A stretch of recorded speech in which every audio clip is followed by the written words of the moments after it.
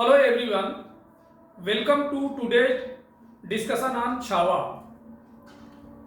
Recently, Vicky Kaushal and Rasmika Mandhana's historical drama Chhawa hit theaters and has been a box office sensation since then. But how is the subject of the movie important for UPSC CSE exam? Here's what you need to know. And also go to know about important battles fought by the Marathas. अभी हाल ही में विकी कौशल और रश्मिका मंदाना की ऐतिहासिक drama Chhaava सिनेमाघरों में आई और तब से बॉक्स ऑफिस पर धमाल मचा रही है। लेकिन फिल्म का विषय यूपीएससी सिविल सर्विस एग्जाम के लिए कैसे महत्वपूर्ण है, यहां आपको ये हम बताने जा रहे हैं और साथ ही साथ जो है मराठों द्वारा लड़े गए युद्धों के बारे में भी हम चर्चा करेंगे। तो देखिए यहां पर जो मूवी का नाम है छावा, छावा एक मराठी शब्द है, इसका मतलब है शेर का बच्चा। दरअसल छत्रपति शिवाजी महाराज को शेर कहा जाता है, यानी शेर का बेटा है संभाजी। छावा का मतलब निर्भीक भी होता है, जो किसी से नहीं डरे। तो this topics belongs history general studies paper 1. The Maratha Empire is an important topic in the UPSC exams. In the past, UPSC has asked various questions related to the Maratha Empire. For example, in the prelim exam of the Combined Geoscientist 2025, a question was asked on this topic. Therefore, it is essential to familiarize yourself with the key figures and battles associated with the Maratha Empire. Why in the news this topic? Vicky Kaushal and Rashmika Mandhana's historical drama Chhawa hit theaters on February 14, 2025 and had been a box office sensation ever since. The movie is an adaptation of Shivaji Sawant's Marathi novel of the same name. But why should UPSC aspirants take note of this movie? Because Chhawa is not just another historical drama. It presents the life and legacy of Sambhaji Maharaj, the valiant son of Chhatrapati Shivaji, his reign policies, military strategies, and resistance against the Mughals are crucial aspects of modern Indian history, polity, and culture, making it a relevant topic for UPSC prelims and mains both. अर्थात अभी हाल ही में विक्की कौशल और रश्मिका मंदाना की जो ऐतिहासिक drama film Chhaava 14 फरवरी 2025 को सिनेमाघरों में उतरी, तब से बॉक्स ऑफिस पर धमाल मचा रही है। यह फिल्म शिवाजी सावंत के इसी नाम के मराठी उपन्यास का रूपांतरण है। लेकिन सिविल सर्विसेज एग्जाम्स की तैयारी करने वाले विद्यार्थियों को इस फिल्म पर ध्यान क्यों देना चाहिए? क्योंकि यह फिल्म एक ऐतिहासिक नाटक नहीं है, यह छत्रपति शिवाजी के वीर पुत्र संभाजी महाराज के जीवन और विरासत को प्रस्तुत करता है। उनका शासन, नीतियां, सैन्य रणनीतियां और मुगलों के खिलाफ प्रतिरोध आधुनिक भारतीय इतिहास, राजनीति और संस्कृति के महत्वपूर्ण पहलू हैं, जो इसे civil services preliminary and main exams के लिए प्रासंगिक विषय बनाते हैं। So now let us start. तो देखिए, सबसे पहले आपको मराठा साम्राज्य के दूसरे छत्रपति संभाजी राजे भोसले के बारे में जानना जरूरी है।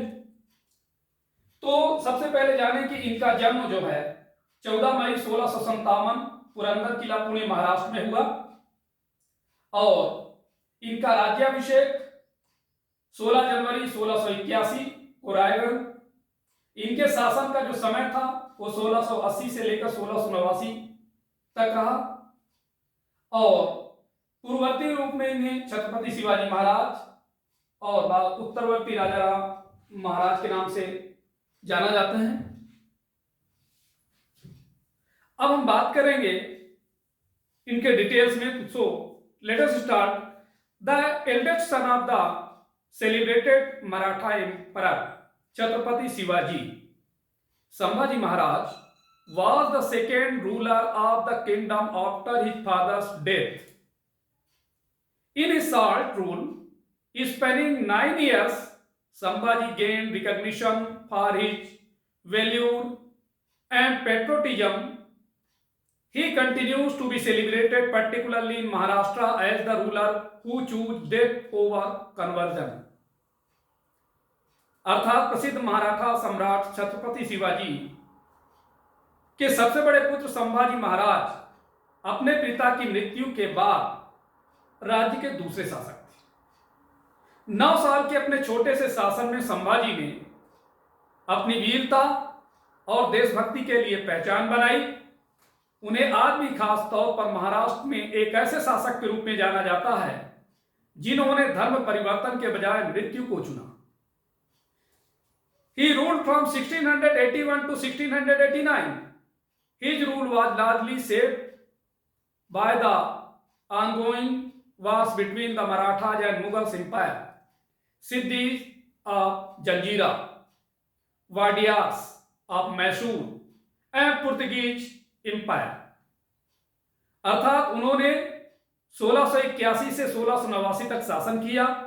उनका शासन काफी हद तक मराठों और मुगल साम्राज्य जंजीरा के सिद्दी, मैसूर के वाडियार और पुर्तगाली साम्राज्य के बीच चल रहे युद्धों से प्रभावित था। Among the major military campaigns launched by Sambhaji Maharaj was the attack on Burhanpur, an important Mughal city in present-day Madhya Pradesh and a trading center.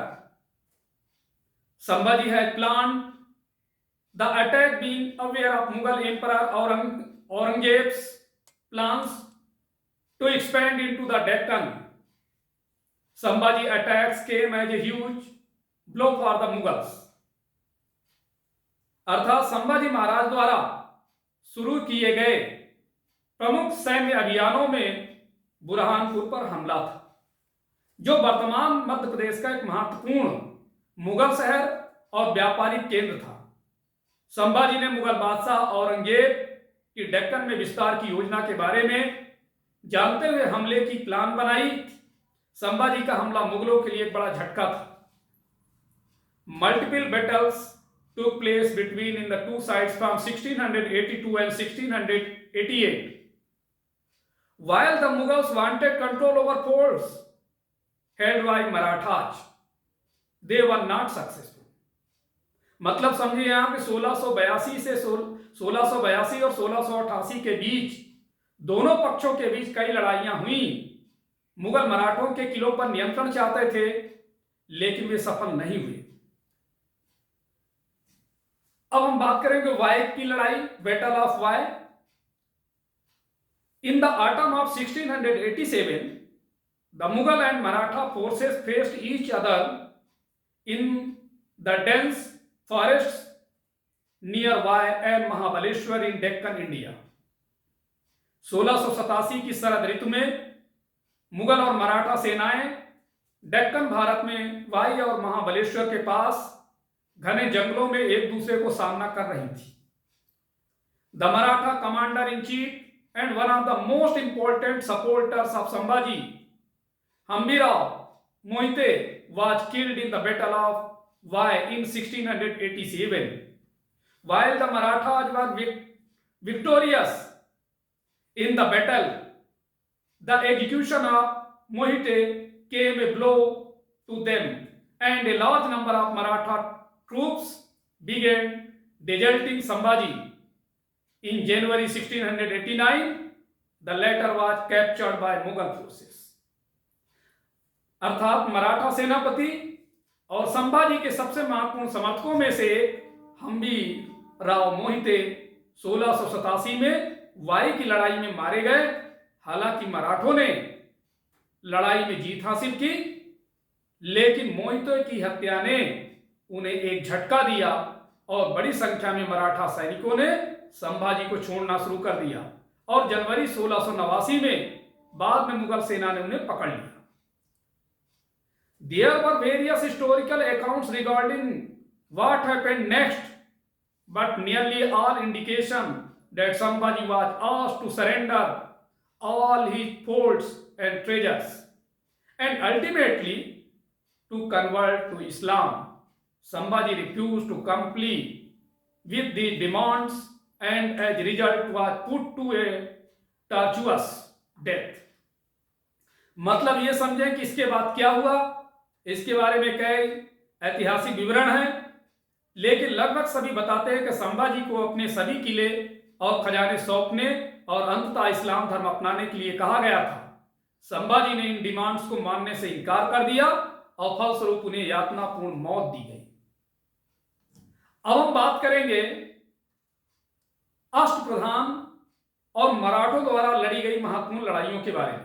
Means Ashtapradhan and important battles fought by the Marathas. Ashtapradhan यानी 8 की परिषद मराठा साम्राज्य पर शासन करने के लिए जिम्मेदार 8 मंत्रियों का एक समूह था और इस सिस्टम की स्थापना शिवाजी ने की थी। इनमें क्या क्या शामिल था, इसको आप बोर्ड से देखें। पहले नंबर पे आते हैं पेशवा,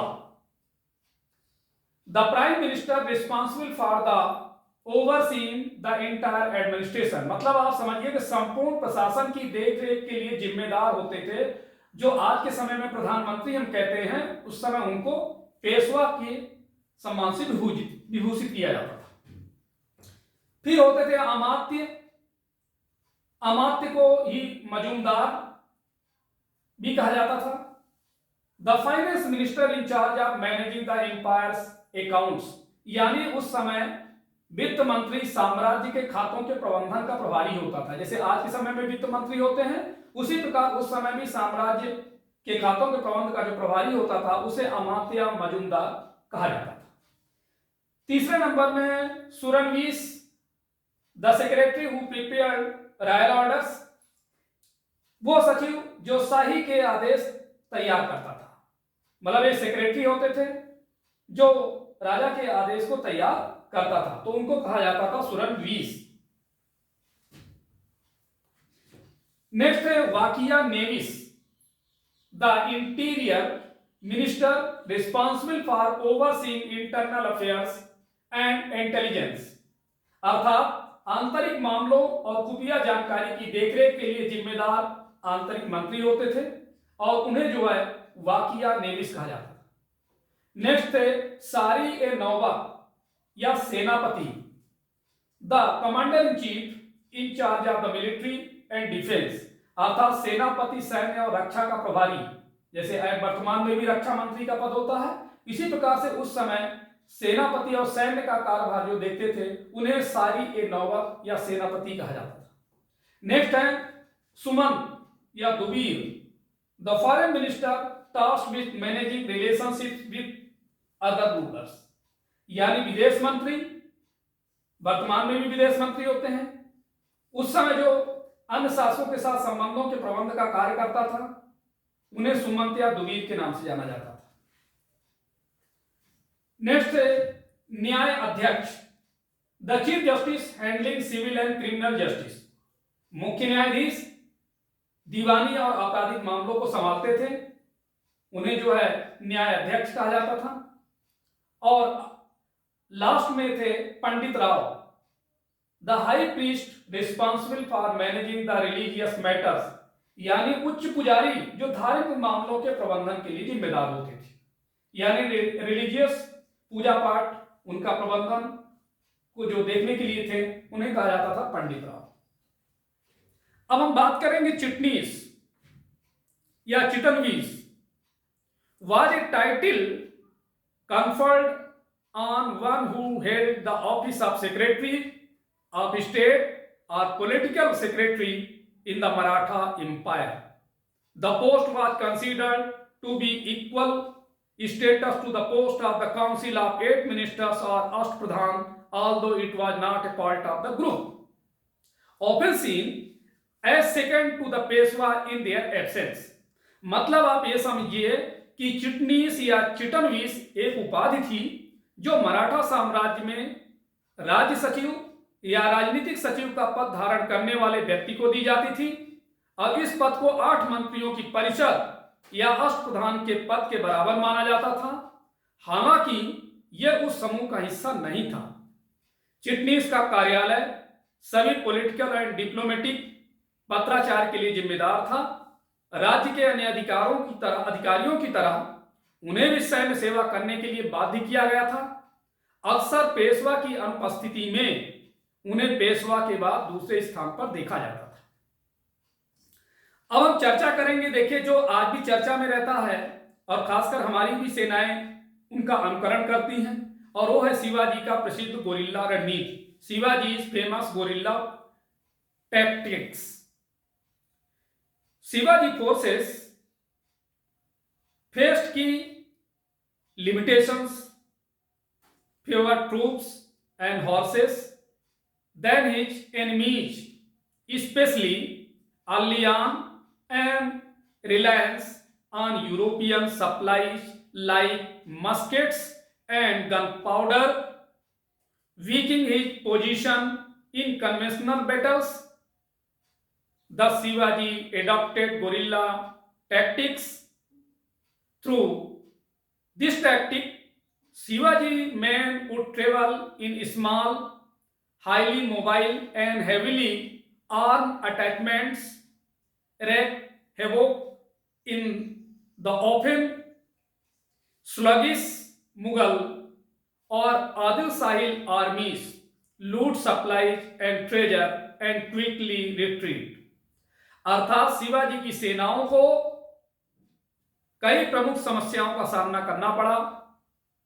जैसे उनके दुश्मनों की तुलना में उनके पास कम सैनिक और घोड़े थे, खासकर शुरुआती दौर में, और यूरोपीय आपूर्ति जैसे कि बंदूकों और बारूद पर निर्भरता, जिससे पारंपरिक युद्धों में उनकी स्थिति कमजोर हो गई। तो इस प्रकार से शिवाजी ने गोरिल्ला स्ट्रेटजी अपनाई, और इस स्ट्रेटजी के जरिए शिवाजी के लोग छोटे, अत्यधिक गतिशील और भारी हथियारों से लैस टुकड़ियों में यात्रा करते थे और अक्सर सुस्त मुगल या आदिल शाही सेनाओं में तबाही मचाते थे, आपूर्ति और खजाना लूटते थे और जल्दी से पीछे हट जाते थे।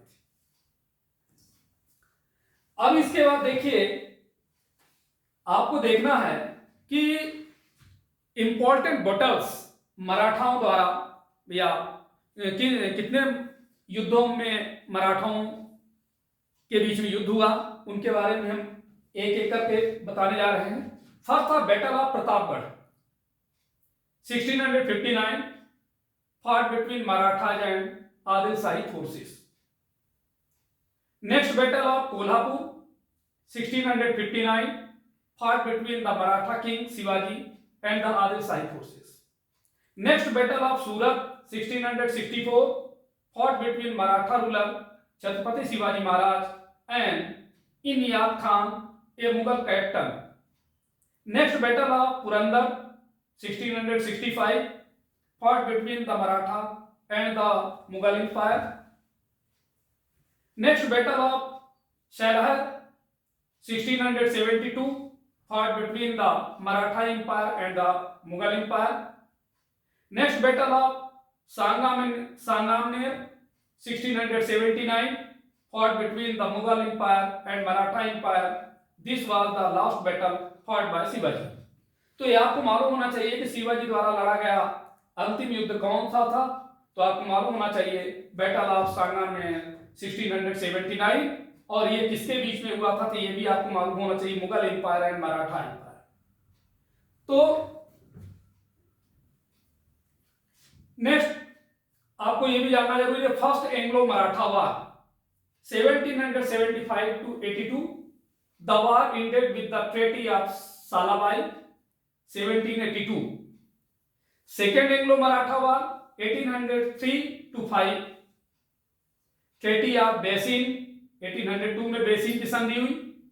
Sign between the Peshwa Bajirao second and the British East India company. तो ये हमेशा प्रश्न पूछा जाता है प्रिलिमिनरी एग्जाम में कि सालाबाई की संधि कब हुई थी, किसके बीच में हुई थी, तो आपको पता होना चाहिए। और ये फर्स्ट एंग्लो मराठा वार और सेकंड एंग्लो मराठा वार यहां से भी प्रश्न पूछे जाते हैं। नेक्स्ट ट्रेटी ऑफ देवगांव 1803 में देवगांव की संधि हुई। Sign between Raghuji Bhonsle second of Nagpur and Sir Arthur Wellesley of the British East India Company. Third Anglo Maratha war 1817 to 19 some important treaties were signed, मतलब इस दौरान जो है कुछ समझौते हुए, उस पे साइन हुए। These were treaty of the Poona with the Peshwa, treaty of Gwalior with Scindia, treaty of Mandsaur with Holkar. तो इस तरह देखिए जो ये ट्रेटी हुए कहां, जो उस क्षेत्र के राजा थे उनके बीच में हुआ। अब आपको यह जानना जरूरी है कि ये लेक्चर जो हमने आपके सामने पेश किया, क्यों पेश किया, हमारा मकसद क्या था। तो मकसद ये था कि देखिए इस तरह के इस टॉपिक से related questions previous year exam में पूछे जा चुके हैं। जैसा कि आपके सामने एक क्वेश्चन है, among the Ashtapradhans of Shivaji who among the following did not hold any military commands besides civil duties. तो ये देखिए कंबाइंड जियो साइंटिस्ट एग्जाम्स में पूछा गया है और इसमें देखिए आपके सामने ऑप्शंस में पेशवा, अमर, सुमन, पंडितराव हैं और आपको जो है इन्हें बताना select the correct answer using the code के माध्यम से। अब आप यदि इस लेक्चर को गंभीरता से सुने हैं तो डेफिनेटली इसका आंसर आप बता सकते हैं। नेक्स्ट क्वेश्चन है, chronologically arrange the following treaties और convention signed between the Maratha and the British starting with the earliest. ये देखिए CDS combined defence services exam 2021 में पूछा गया है। Treaty of Salbai, treaty of Purandar, convention of Wadgaon, treaty of Surat. तो आपको क्रोनोलॉजिकल सीक्वेंस में बताना है। तो ये भी देखिए इस लेक्चर में ही इसका आंसर ऑलरेडी मेंशन है, आप बता सकते हैं। तो आज इतना ही, धन्यवाद।